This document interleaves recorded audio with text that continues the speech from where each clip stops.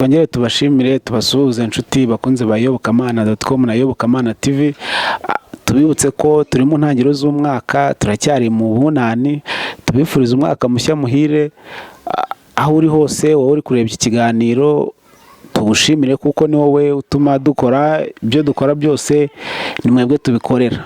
Nkuko rero musanzwe mubizi, nkuko twiyemeje koko gukora umurimo w'iyobokamana, isakaza butumwa cyangwa se ivuga butumwa mu buryo musanzwe mubimenyereyemo. Uko bukeye nuko bwije tugenda tubashakira abakozi b'Imana mu ngeri zitandukanye, abantu bafite ubuhamya butandukanye, kugira ngo baze babubasangize. Wowe ureba ubwo buhamya bugira icyo buguhinduraho cyangwa se bugire isomo wakuramo rigufasha mu buzima. Uyu munsi rero turi mu karere ka Huye, turi kumwe n'umukozi w'Imana. Ni umukozi w'Imana kuko turaza kubigeraho, araza kubwiriza, arabidufashamo, ariko kandi afite n'ubuhamya bukomeye yifuza kudusangiza cyangwa se yifuza gusangiza wowe urareba iki kiganiro. Tugiye kumuha umwanya hatwibwire, anadusangize kuri ubwo buhamya. Turakwakiriye. Murakoze cyane. Umwaka mushya muhire. Kuri twese. Twagira ngo ugire abantu bifuriza umwaka mushya muhire kuri kamera za Yobokamana. Nifuriza umwaka mushya muhire abanyarwanda bose muri rusange. Imana ikomeze amahoro n'imigisha igihugu cyacu. Murakoze cyane.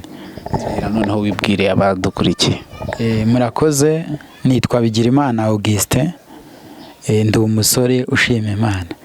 Muri uko gushima Imana, kubera ibyacu byose tuba tubiragiza Imana, twanza tugashima Imana itugejeje aya magingo. Turagushimiye Mwami imirimo yawe myiza, tugushimiye ko waturinze twarinjiye muri uno mwaka wa 2020 amahoro, igihugu cyacu amahoro. Mwami turagushimiye uburinzi bwawe bwabanye natwe, tugushimiye ababene data bayoboye inzira bakaba baje hano, duhana umugisha nabo akanya tumarana akaba kumugisha, kandi uyobora ibiganiro tugiye kugirana mu izina rya Yesu Kristo, amen. Bigirimana, tugusanze hano muri uyu muryango, twagira ngo tubwire aho dugusanze ni hehe, se mubayeho mute? Uratubwire dusanze wicaye gutya mu kagare, mbese usangize muri rusange abadukurikiye. Murakoze cyane. Mazina nkuko nabivuze, nitwa Bigirimana Augstin. Iwacu ni muri aka karere ka Huye, murenge wa Mukura, kagari ka Buvumo, mudugudu wa Kayenzi, ariko mba muri uno yobora paruwase ya Gishamvu muri aka karere ka Huye. Tuhaba mu buryo bwo kudufasha bwo gucumbika kugira ngo mbe hafi ya muganga mbone nuko nivuza. Murakoze cyane. Muri make y'umurenge turimo n'uwambaze.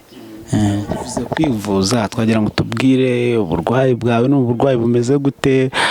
Dusanze wicaye mu kagare, mbese tunyuriremo muri rusange. Ubu burwayi bugenda bufata mu ngingo. Nafashwe muri 2003, maze imyaka 17 ndwaye. Urugendo rutari rworoshye, nagiye mfatwa buke ingingo zitandukanye, ariko muri byose Umwami Imana aradukomeza, tugenda tugwiza imbaraga z'umutima. Imana iturinda guheranwa n'agahinda. Byaje gute iyo myaka 17? Wayibaye mute? Washobojwe n'iki kugira ngo ubugeze amagingo yawe ugishima Imana kuko nkuko urimo kubivuga? Urumva rwari urugamba rukomeye. Buryo mbajije nafashwe, tangiye mfatwa amano nkanga, agafatwa ivi rimwe ry'uruhande rumwe rigafatwa, nkarwara amava akabyimba, amaboko yarakiri mazima n'izindi ngingo. Amaboko ntagakora nayo, no mu mavi na hano mu matako gutya, nubwo wanansa nk'uwicaye ariko mba negaraye kuko nko hano naho harafunze mu matako. Muri ubwo buryo nagiye mfatwa, ntangira n'urugendo rwo kwivuza. Bigenda bikura, indwara igenda ikura. Indwara nyine baganga bavuga ko yitwa rheumatoid arthritis, indwara igenda yica mu ngingo hafi ya zose z'umubiri. Muri make ni uko uburwayi bwanjye bumeze. Byatangira kuza cyangwa se kuva watangira kurwara, abaganga bakubwiye ko iyo ndwara idakira itavurwa, byagenze gute? ubwo batubwiye nyine ko ari uburwayi budakira, batubwira ko nta bushobozi bwo kuyivura kuri ino si buhari. Icyo bakora ni umuntu uduti tworoshya ububabare, akenshi mba ndi ku miti, ndetse nk'iyo byacuramye ububabare bwacuramye imiti nkayigabanya, akenshi mba ndi ku miti, ariko ibyo ntibiduca intege, turakomera umurimo w'Imana tugakomeza urugendo. Wa none rero kugira ngo byakire, niki cyabigushoboje kwiyakira? Mu buzima nk'ubu butaba bworoshye bikunda kugora abantu benshi, hari n'ababa barize umwami Yesu nabo bikabakomera ntibiborohere, bigatuma bava mu nzira, ariko uko umuntu agenda yikomeza ku Mana, asenga ijambo ry'Imana n'ibyiringiro Imana iba yarashyize mu muntu, n'abavandimwe uko bagenda bakuba hafi, ugenda ukomera ugashikama, nawe ugasigara ukomeza abandi bafite ibibazo. Urakijijwe? uri umukristo? Ndi umukristo wo mu itorero rya Pentecote mu Rwanda, ADPR, mu rurembo rw'amajyepfo muri aka karere ka Huye. Dusengera muri paruwase ya Taba, ku mudugudu wa Rwabuye, naho nkorera umurimo w'Imana, ndirimba muri korali ya mbere yitwa korali Urukundo. Muri korali? Cyane rwose. Wagakwiye kuba ubanje ukanaturirimbira nk'umuntu uba muri korali. Nuko Imana ishoboje, nanjye hari izanjye mpanga, zibyo ku buryo bwo kuzishyira ahagaragara bo utarashoboka, ariko Imana nyine igenda igufasha ukakora umurimo w'Imana. Mu kanya turaza gucishaho, turaza kugera ku gice uturirimbire, unabwirize nk'umuntu nyine ukora umurimo w'Imana. Twagira ngo tubwire none se abantu wenda mu bana, ababyeyi bawe bakiriye gute ubu burwayi bwawe? Ababyeyi tubana ryo babwakiriye nyine, urumva nafashwe, umubyeyi umbyara yarakiriye agakiza, niwe dusa nkaho twasigaranye na mushiki wanjye, papa umbyara n'abandi bavandimwe 4 twavukanaga bapfuye muri jenoside yakorewe Abatutsi 1994. Dusigara gutyo, urumva mu buzima twabayemo ntibwari bworoshye. Ikirya gihe kirangira, ubwo 2-3 mba ndafashwe, tuba dutangiye urundi rugamba. Urumva ntago byari byoroheye mama kugira ngo abyakire. Rige mwana w'umuhungu yari asigaranye na mushiki wanjye, abandi bahungu 3 n'umukobwa twavukanaga bari bapfuye muri kirya gihe na papa. Urumva ntibyari byoroshye, ariko mama kuko narwaye yarakira umwami Yesu, yagiye amukomeza nyine namufasha kwihangana. Nanjye rero kubera nararwaye, Imana impa imbaraga zo kutaruhanya. Buriya iyo uhuye n'urugamba rw'ububabare, hari igihe nyine Satani yaguteza intege nke ukaruhanya, ariko nanjye kubera Imana yashyize umwuka wera muri jye, genda nshoboza kutaruhanya nkihangana. Ni icyanini cyakomeje umubyeyi wanjye na bene data bambona, kenshi iyo bambona mfite ibyishimo nabo bigenda bibakomeza, nicyo cyagiye kibakomeza. Umunsi noneho ni icyo wenda ubona mu buzima nyine bwawe bwa buri munsi, nicyo ubona kikugoye, uvuga uti iki kintu koko kirambangamira cyangwa se kirangora? Ikintu kingora mu bijyanye no ku buryo ndwaye, nyine urabona ni urugamba rutoroshye, kuba umuntu arwaye ingingo zose. Urabona amaboko uko yabaye, bumo hano gutya ntiyakora, intoki mu ntugu ntiyakora, ingingo nsa nkaho zisigaye zikora mu bukeni hano gutya mu nkokora. Amaguru nayo uri uko yabona nayo yararwaye. Wenda naberekaho gato ukareba uburyo bimeze. Urabona amavi kuno arafunze, buriya arafunze, n'amanura bibona byagezeho nyine birafunga neza, birahura hano mu matako gutya, kubera aho wenda hasa hafashwe nyuma, ubu haracyarimo n'ububabare bwinshi, naho haribanye. Impamvu ubona aka kaguru gasa nk'agahengamye, iri tako ryaraje riba gutya, rirahengama. ngo rero urabona gukomera n'ibintu bimeze gutya ntabwo biba byoroshye. Akenshi mba niryamiye, mba ndi mu buriri mbubyukamo ngiye mu murimo w'Imana. Ubu n'ubu musanze mvuye mu materaniro yo mu mibyizi, niho n'ubu nari mvuye, ariko muri byose umwami agenda dukomeza. Nyine nk'uko warumbajije ngo ibi bintu ko bitoroshye bibamo gute, nawe urabona ko bitoroshye nyine, ariko umwami agenda dukomeza hamwe no kuba mu murimo, kuba hafi y'Imana no gusenga, bikagenda bidufasha bidukomeza. Noneho wenda tugarutse gato, watubwiye ko uri ba muri korali, uri n'umuhanzi, twagira ngo turirimbireho wenda tugenda tunagana ku musozo, kugira ngo tuze no kuguhana umwanya ubwirize nk'umuntu uko ukora umurimo w'Imana. Urumva natangiye umurimo w'Imana muri korali, nabundi natangiye ndi umwana, narimbye muri korali ebyiri z'abana ahantu hatandukanye.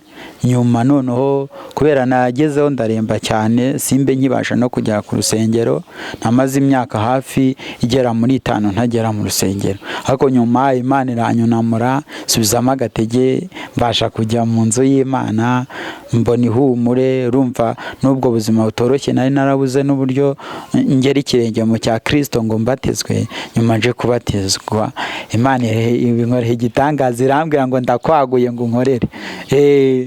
Nabatijwe muri 2014 mu kwezi kwa 9. Nibwo nabatijwe mu mazi menshi akunera kuri paruwase ya Taba. Ubwo Imana muri ubwo buryo yambwiye ngo ndakwaguye ngo unkorere, nkibaza ibintu ngiye kunyaguramo ngo nyikorere. Ngize mu murimo w'Imana muri korali, ariko na mbere yuko mbatizwa mu nzu y'Imana bajyaga bampa umwanya nanjye nkaririmba, kuko Imana ibana nanjye ikamba hafi, nkumva umwuka yararaje nanjye nkaba nahimba indirimbo. Ubwo uburyo nabanyurizaho nk'indirimbo yanjye imwe, ubundi tugakomeza. Ariko naririmbaho nk'agace gato wenda. Ngiye kuririmba indirimbo yitwa ngo mfashe intwaro y'urugamba. Muri ubwo buryo, ubundi udafashe intwaro Satani yaguhitana urebye nabi. Ni indirimbo nkunda cyane, kuko yakomeza abanyetorero, ikabakomeza mu rugendo, natarabaza mu nzira y'agakiza bagakomera. Mbanyurizeho gato. Mfashe intwaro y'urugamba, nambaye umwambaro w'agakiza, ndwana intambara amanywa nijoro, Mana yanjye ujya umba hafi, kugira ngo ntacogora. Mfashe intwaro y'urugamba, nambaye umwambaro w'agakiza, ndwana intambara amanywa nijoro, Mana yanjye ujya umba hafi, kugira ngo ntacogora. Ibihe nk'ibi ndagusaba, umpa imbaraga z'umutima, umfata unkomeze Mana yanjye, nzagera iwawe w'amahoro. Amen. Izi ndirimbo urazandika? Izi ndirimbo ndazandika, nkafata rikodi, uko umwuka wera agenda aza akagushoboza nyine ugira aho ubibika, kugira ngo utazazimya impano y'Imana iba yarashyize muri wowe. Nibaza ikibazo, wabashije kwiga cyangwa warwaye n'ubundi wari usanzwe wiga? Nafashwe niga mu mwaka wa 2 muri primaire 2003. Ariko mbere yaho gato hari imyaka nk'ibiri yanyuzemo nabwo ntiga. Naratangiye mpita ndwara ubundi burwayi, nza kuva mu ishuri, ariko nyuma ubwo burwayi bukize nsubiramo, ngeze mu mwaka wa 2 mpita mfatwa n'ubu burwayi. Urugendo rwo kwiga rusa nkaho ruhagazemo gato. 2006 nari ndi kwivuza hano CHB, ngiye mu bitaro inshuro hafi 6. mu bitaro by'abana muri pediatri, urumva nari nkiri umwana, baravuga ati reka tukohereze uno mwana ku bitaro byitiriwe umwami Faisal turebe ko hari icyo bazamufasha. Ariko naho tugerayo baratubwira uburwayi ntabwo bushobora gukira, ahubwo wenda mwajya muhora muniteguye ko n'izindi ngingo zitarafatwa zishobora kuzafatwa. Ariko nyuma naje koroherwamo gato 2007 nsubira mu ishuri, nasubiye mu wa kabiri kuko nafashwe ntaragera kure, niga indi myaka 3 ndangije umwaka wa 4 primaire, uburwayi butabugaruka mu mpera za 2009 burankomerera cyane ku buryo ntabashije gusubira mu ishuri. Niyo myaka 4 ibanza nabashije kwiga. Tubwiye ko rero ujya umwuka wera ajya gushoboza ukanaba n'umuvugabutumwa, twagira ngo kandi ufite na Bibiliya, twagira ngo ubwirize ubutumwa bwiza abakurikiye iki kiganiro. Murakoze cyane. Twavuga ku ijambo ry'Imana ho gato, ntago twiteguye ko wenda Imana izatwagura, ariko nk'iyo twateranye n'abakozi b'Imana mu magurupe tugenda dusengeramo, muri korali, mu rubyiruko, muri komite y'urubyiruko ku mudugudu, tugenda duhugurana n'abakozi na bene data, tukabwirana iby'uru rugendo tugakomezanya. Hari ijambo rero hano mu rwandiko Pawulo yandikiye Abatesalonike rwa kabiri Pawulo yandikiye Abatesalonike, igice ni icya 2 ku murongo wa 16, avuga ngo nuko umwami wacu Yesu Kristo ubwe n'Imana Data wa twese yadukunze ikaduha ihumure ry'iteka ryose n'ibyiringiro byiza kubw'ubuntu bwayo, ihumuriza imitima yanyu, ibakomereze mu mirimo yose myiza n'amagambo yose meza. Amen. Urumva iri jambo ry'Imana dusomye ririmo ihumuriza imitima yanyu. Urumva Pawulo yari ari kugenda akomeza aba Batesalonike muri uru rugamba tunyuramo mu isi, ntabwo ari twe turubayemo twenyine, byatangire ku batubanjirije. Ari kugenda ababwira kugira muzagere ubwo umwami Yesu azaza asanga imitima yanyu iguwe neza, yari gusa nk'abasabira ngo umwami Yesu Kristo ubwe n'Imana Data wa twese yihumuriza imitima yanyu, kugira ngo ibone uko ibamo ibyishimo. Buriya mbere y'uko ugira ibyishimo hari ihumure riba ryabanje kuba muri wowe. Ari nacyo twabwira n'abantu bose bafite ibibazo bababaye, tubasabira ku Mana kugira ngo nayo iri humure nabo ribagereho. Ndumva ari iryo jambo ryari riri kumfasha muri aka kanya. Wenda twavuze byinshi, twaganire kuri byinshi, ariko ibyo ari byo byose uburwayi bwawe, kubona izi nsimburangingo cyangwa ni insimburangingo wayita nk'inyunganira, kubona izi ntuza imibereho isanzwe, ibyo ari byo byose ni ibintu bisaba ubushobozi. Kujya kwa muganga kuva muri iyo myaka yose, kuva 2000 kangahe kugeza uyu munsi, ibyo ari byo byose ni ibintu bisaba ubushobozi. Ibyo bintu kandi urumva uri kumwe n'umukecuru wenyine, nawe urumva yasigaye aho ngaho wenyine, nta bushobozi, bigenda bita ubwo bushobozi. Urabona Imana yaduhaye umugisha, igarura amahoro mu gihugu cyacu. Urumva nyuma ya biriya bihe by'iriya jenoside yakorewe Abatutsi, ntabwo byari byoroshye kugira ngo igihugu cyongere gitekane. Imana yagize neza, iduha ubuyobozi bwiza muri iki gihugu. Urumva ngo muri ubwo bushobozi bwo kwivuza, ubu buryo bwo kubona utugare bifasha abafite ubumuga, ni uko Imana yahaye amahoro igihugu cyacu, kigagenda kireba abantu bari mu mibabaro nk'uku kose batabashe kugira icyo icyo bakwikorera ikagenda ikadufasha. Warumbaje no ku byo kwivuza, urumva kuva 2003 urumva imyaka 17 ntabwo byaba byoroshye, urumva umuryango urahazaharira, ariko igihugu nacyo cyagiye kimfasha kikamvuza. Wenda banyujije muri kiriya kigega ujya wumva gifasha abantu bacitse ku icumu rya jenoside yakorewe abatutsi batishoboye. Ubwo ni muri ubwo buryo bagiye bamfasha bakamvuza. N'utu tugare rero ni muri bwa buryo igihugu kigenda gikora, kigakora ubuvugizi, kigakora ubuvugizi ahantu hatandukanye. Izi ni imfashanyo tugenda duhabwa n'abagira neza, ni muri ubwo buryo tugenda tubona utu tugare two kudufasha. Noneho hari ikintu nshaka ko ugarukaho wenda tugana no ku musozo. Umuntu uri kureba iki kiganiro ni nk'irihe somo wumva yatahana, cyangwa se ni nk'irihe somo byamusigara ku mutima muri aka kanya? Isomo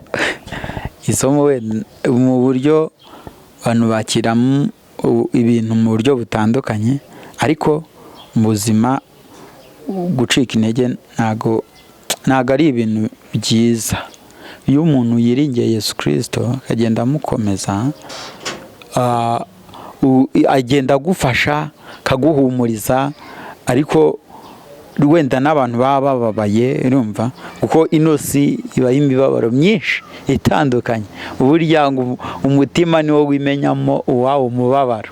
Rero hari nk'ushobora kumbona akavuze uriya muntu bimeze gute, ariko uko yambona akababona nyine byamukomeza. Ni uburyo Imana igenda ikoramo ntabwo wamumenya. Hari nk'abantu njya numva bambwira ati nk'iyo umuntu ambonye muri korali, muri make nubwo nta kindi wamubwira agataha we yumva we yakomeye yahumuritse. Ubwo muri make wenda nabo bakomere bahumurike, bumve ko kwisunga Imana nicyo cya mbere. Ubundi utisunze Imana ibindi byagucikiraho byakurangirana. Ni muri ubwo buryo Imana ibakomeze kandi ibashoboze mu mibabaro yabo.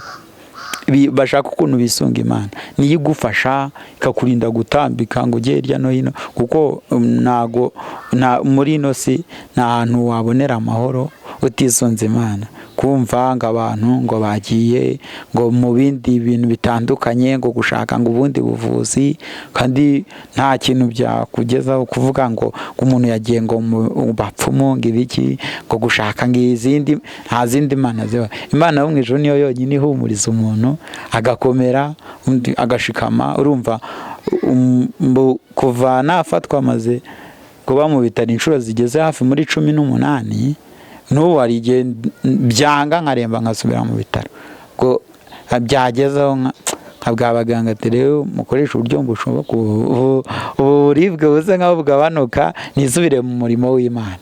Ubundi ubuzima bwo gukomera no guhumurika tubikura mu murimo w'Imana. N'ahandi iyo ugiye ukisunga Imana ukayiba hafi ugasenga, igenda ikoherereza imbaraga za ryahumure nahoze mvuga kare, ikaguhumuriza ikagukomeza. Ubundi iyo uyisunze amahoro yose, ibyiringiro byose, ibyishimo byose, ihumure ryose ibonerwa mu Mana.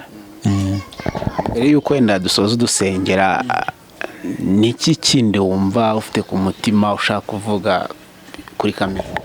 Ikintu wenda mfite ku mutima, nabanza nkashimira abantu bagenda bamfasha mu buzima. Umuryango wanjye unyitaho kamfasha, urabona baba bakeneye kumfasha ibintu byinshi, ari mu gukarabana ntago nabasha kwikarabya, mu kwambara byose. Ashimira n'abakozi b'Imana dukorana umurimo cyabamfasha. Nk'ubu ntago nakwivana no ngo ngeze ku rusengero, azaba kamfasha bakangeza mu murimo w'Imana, kandi nabo mbona bafitemo ishyaka ryinshi, kuko bumva ko nyine kunyerereza mu murimo, bumva ko ari ibintu bitaba ari byiza, bagira iryo shyaka. Nanjye nkaba nabashimira, ariko mbere yuko bagira iryo shyaka nuko nanjye baba babonye ishyaka nanjye mba mfite, bakabona nyine. Ubwo nabo nabashimira. Ubundi nashimira igihugu cyacu kigenda kidufasha buryo butandukanye, bakagenda bareba ibibazo umuntu afite bakamufashamo, ariko umuntu aba gikeneye byinshi mu buzima. wenda uburyo Imana yaca inzira umuntu nyine yagenda abona uburyo butandukanye kandi akagukira mu gukorera Imana. Ubwo urumva n'izo ndirimbo mba ndi guteganya kuba nazajya muri studio, ubwo uburyo buba butaraboneka, ariko hari ukuntu Imana igica inzira, ntiyica inzira. Hari igihe muzajya mushyiraho kuri ino TV mukavuga no ku kinyamakuru cyanyu muri rusange mukavuga ati ngo wa mukozi w'Imana Bigirimana Augstin twaganiriye indirimbo ye ze zageze hanze. Urumva uburyo Imana izadushyigikiramo bwose. Nababwira abantu bose banyumva, tuzagenda dufatanya gusangira ibyiza mu Mwami wacu Yesu Kristo. Murakoze cyane, kandi namwe mbashimira ko mwitanze. Abona ni ibintu biba bitoroshye buriya mu buzima, udafite abantu bakuri hafi ngo baguhumurize ntago biba byoroshye. Nk'uwagufungira ubundi Imana ikorera mu bantu, igenda ibakoreramo. Namwe ndabashimira ko wenda ishobora kuba ariyo yabayoboye hano. Njye ntabwo nari mbyiteguye, sinari nabiramukanye, naramutse njya mu materaniro. Rero namwe rwose nabashimira, Imana ibahe umugisha cyane. Murakoze cyane. Murakoze. Turagushimiye Mwami uburinzi bwawe, tugushimiye ko wabanye natwe mu biganiro twagiranye. Reka dufashe umuntu wazabikurikirana bizamugire umumaro, azumvira indi humure mu mutima we, kandi mu bibazo abantu bose bafite ubabereye igisubizo, kuko ari wowe igisubizo. Ni wowe tuboneramo amahoro, ni wowe tuboneramo ibyiringiro, ni wowe tuboneramo gukomera. Hahirwa abakwiringira bakakwikomezaho. Humuriza abantu bose mu mibabaro itandukanye barimo kuri ino si, bagiye neza ubatabare. Intambara, imibabaro yose ujye udufasha gukomera no kwihangana. Dukomere mu ijambo ryawe, kugira ngo ubwo umwana wa Yesu Kristo azagaruka gutwara itorero azasange nta kizinga kituriho. Twifuza kuzabaho mu buzima butikanga ikibi, tukabaho mu buzima Mwami watugeneye, waduteguriye bwiza. Bityo rero Mwami dukomeze turinde guheranwa n'imibabaro y'isi, kugira ngo Mwami tutazaraganywa na Satani umubi uduteza ibyago. Ndakwinginze ngo dukomeze mu mibabaro abantu bagenda baca, muzatugezeho amahoro, uzaturinde umujinya w'isi na Satani, uzatwishyire nta kizinga. Kandi n'abatarakumenya Mwami ubahe kukumenya, kugira ngo Satani atazabona uko yabigarurira. Ndakwinginze uruhura abantu baruhiye muri ino si, abantu babuze amahoro mu mitima yaba abantu bose muri byose, mu izina rya Yesu Kristo. Amen.